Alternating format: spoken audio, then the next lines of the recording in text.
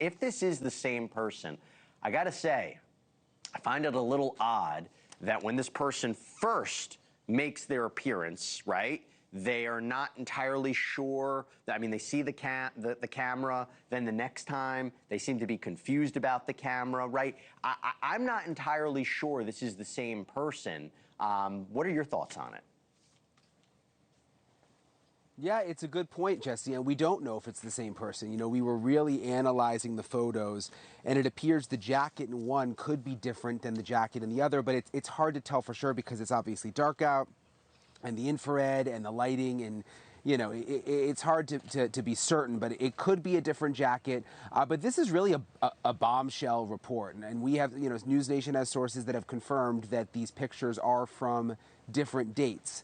The picture with the backpack on the right side of the screen from the morning when Nancy Guthrie was kidnapped, and then on the left side of the screen from a previous day. We haven't nailed down exactly what day that is. They're not telling us that part of it, but I will tell you, and what this is the first thing I thought of when this new reporting came out, is that the deputies and the FBI agents, Jesse, were specifically asking the neighbors right on the street for any video that they had from the night on January 11th. And that date kept coming up over and over again. The neighbors were telling me they're very interested in January 11th, which is just interesting because is that perhaps when this other photo was taken? Is that how they knew the guy was in the neighborhood?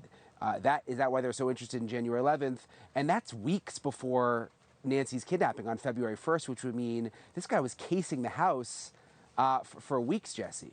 But what's also strange about it is they were asking the neighbors for surveillance footage all the way from January 1st. So maybe they're just trying to do a wide kind of net to see if they saw anything. You've spoken to neighbors. Have they seen anything suspicious? Have they ever seen anybody looking like this? No. I mean, this is a very quiet neighborhood. This is a very upscale. You know, nothing happens here. In fact, I was just talking to a former detective who worked this area and said, you know, there was one year they only had 2 calls for service in this entire neighborhood, which is a big neighborhood, within the whole year, which gives you an idea of just they're not used to anything bad happening here. And I've told you before, I mean, it's so dark. There's no way they would have seen someone walking down the street anyway at this time of night or any time during the night because it's just pitch black.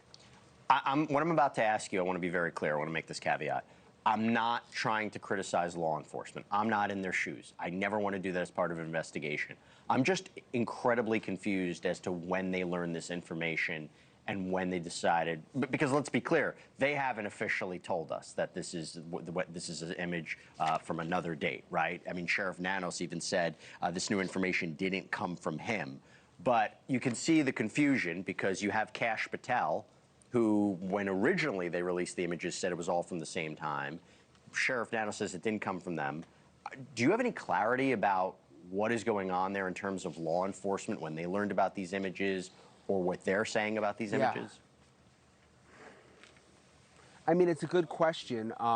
Look, so we obviously have sources at NewsNation. One of them is my sources who has confirmed that, you know, these are from different dates. But we're not the only ones reporting this. I saw Fox reporting the same thing, ABC, CNN. Everyone has confirmed this reporting independently within the last couple of hours. And what's interesting is the Pima County Sheriff just put out a statement right before we came on the air, basically denying all of this, saying we're aware that the doorbell images released earlier in the investigation depict a suspect in different stages of attire. There is no date or timestamp associated with these images. Therefore, any suggestion that the photographs were taken on different days is purely speculative, which just kind of goes back to the point you were making.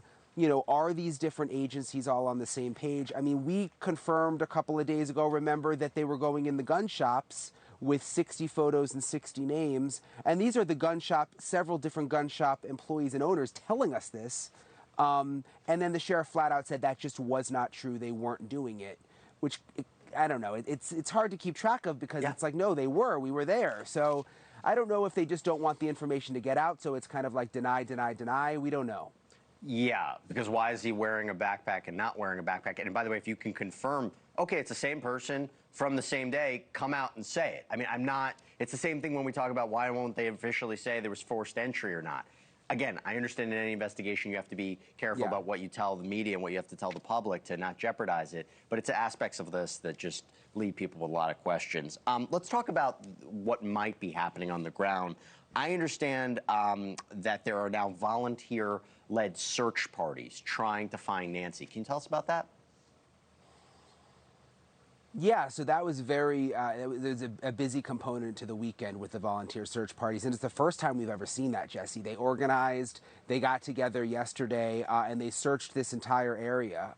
They went into ravines. It's kind of treacherous terrains. There's there's cactuses everywhere. There's these tunnels that they went deep into. They actually found a backpack at one point, called the Pima County Sheriff. The sheriff came and picked up the backpack. Didn't appear to be the backpack from the photos of the suspect, but nonetheless, they were searching, and the sheriff's office actually put out a statement saying, look, please don't interfere with law enforcement. You may need a permit. Don't go on private property. Almost kind of like telling people not to search in a sense, which was kind of interesting.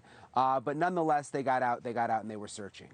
That's unusual, particularly with a case like this, I'll say, because the more eyeballs, the better, particularly if you don't have a clear sense of where she is, or even if you're finding new information like the gloves, or you're finding, I mean, obviously the backpack wasn't connected at this point, but talk to me about the DNA, right? So we're all waiting to hear back about whether or not there is a hit for genetic genealogy, right? If there was the DNA on the glove potentially in the house that was submitted to a public database, find a familial match, a relative of that suspect, the masked person, you use other evidence you find in an investigation, narrow it down.